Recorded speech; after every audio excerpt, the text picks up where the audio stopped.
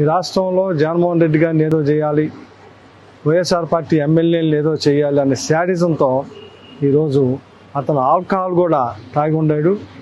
ఆ తాగి ఉండి నేను నా భార్య ఓటేయటానికి వెళ్తుంటే కానీ అసభ్య దోషంతో పక్కన నా భార్య నేను ఉన్నప్పుడు అసభ్య దూషణతో మరి ముఖ్యంగా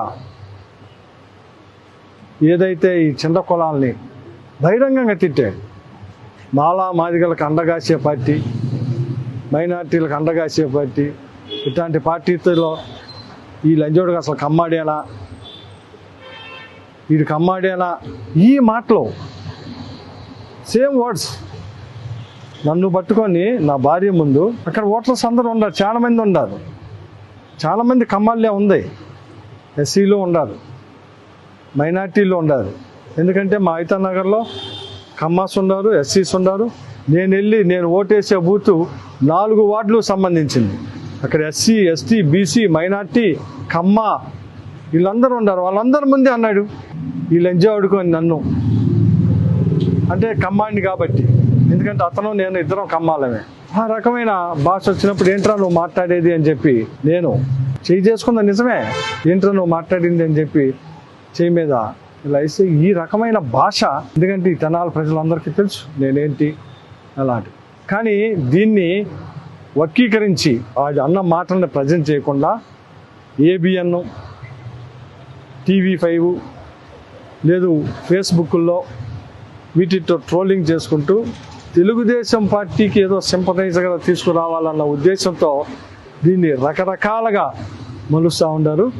అందుకే ప్రజలకు ఒక క్లారిటీ కోసం అక్కడ ఉన్న ఓటర్లందరికీ తెలుసు. వాళ్ళు మళ్ళీ మాకు చెబుతున్నారు, అలా పొద్దున్నుంచి వీడు తాగి వచ్చి ఇలాగే ఇక్కడ హెరాస్మెంట్ చేస్తున్నాడు, పెద్ద హెరాస్మెంట్ చేస్తున్నారు. ఎవరైనా ఇప్పుడు మాలా మాదిగా లేకపోతే మైనార్టీని ముస్లిం అని లేకపోతే సాయిబాడు అని తిడితే ఊరుకుంటానా? అక్కడ ఉన్నాళ్ళు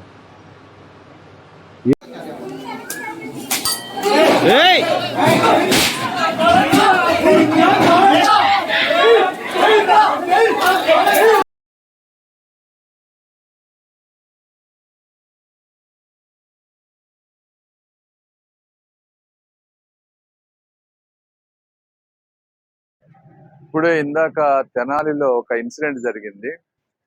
అక్కడ ఓటర్ ఉండి శివగారు లైన్ లో వస్తే ఒక పాజిటివ్ మెసేజ్ వెళ్తుంది, ప్రజలకు మీ మీద అభిమానం పెరుగుతుందని మంచి చెప్తే ఆయన పాపం ఫ్రస్ట్రేషన్ లో చేయి చేసుకున్నారు.